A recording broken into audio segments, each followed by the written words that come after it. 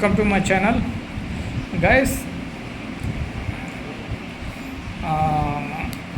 మన పోలీసు వ్యవస్థ చేసిన పని రైట్ అనుకుందామా రాంగ్ అనుకుందామా ఇప్పుడు మనం చర్చిద్దాం.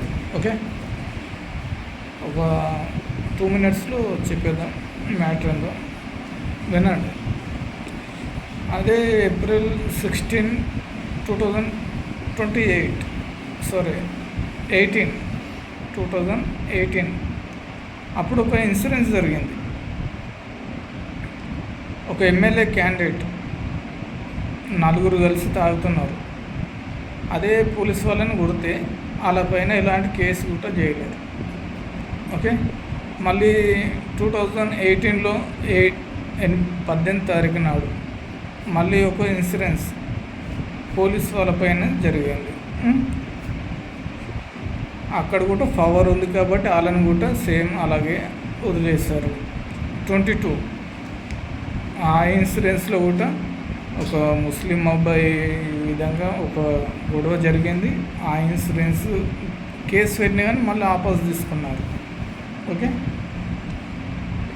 ఎందుకంటే ఓట్లు మిస్ అవుతాయి అనేసి ఆ ఉద్దేశంలో ఆ మూమెంట్లో తీసుకోవాల్సింది వచ్చింది, తీసుకున్నారు. ఓకే, షర్మిల పోలీస్ వాళ్ళని కొట్టింది, అది మేబీ అందరూ తెలుసు. ఆమె పైన ఏదో కేసు పెట్టి చేశారు, అది వదిలేయండి. ఓకే, ఇప్పుడు మన చట్టాల కోసం మనం మాట్లాడదామండి. ఓకే గైస్, ఇప్పుడు మనకు అంటూ ఒక రాజ్యాంగం ఉంది. ఆ రాజ్యాంగం ప్రకారమే వీళ్ళకి జాబ్స్ కానీ ఏదైనా కానీ రావడం జరిగింది. ఏ రాజ్యాంగంలో అంతవరము కొట్టాలి అనేసి రాస్తుందో నాకు తెలియదు. కొట్టిన పోలీసు వాళ్ళు ఒకసారి చెప్తే బాగుంటుంది. ఇప్పుడు అంటే మిగతా ప్రజలు కూడా తెలుసుకుంటారు కదా, ఈ రాజ్యాంగంలో ఇట్లా రాస్తుంది, ఇట్లా కొట్టాలి, ఇట్లా నడి రోడ్డు పైన అయినా కొట్టాలి అనేసి. అవును, మళ్ళీ ఇంకోటి చిన్న డౌట్ గైస్, నేను పోయిన పిఎస్లలో నేను అప్పుడప్పుడు కొన్ని ఇన్ఫర్మేషన్స్ కోసం నేను వెళ్తుంటాను. అప్పుడు నాకు కలిగిన ఉద్దేశం ఏంటంటే, రూమ్లో సిసి కెమెరా ఉండదు. ఎస్ఐ రూమ్లో కానీ సిఐ రూమ్లో కానీ అది ఏందో అర్థం కాదు. మళ్ళీ బయట సిసి కెమెరాస్ ఉంటాయి కానీ లోపల మాత్రం ఉంచాయి. అది ఎందుకో నాకు తెలియదు.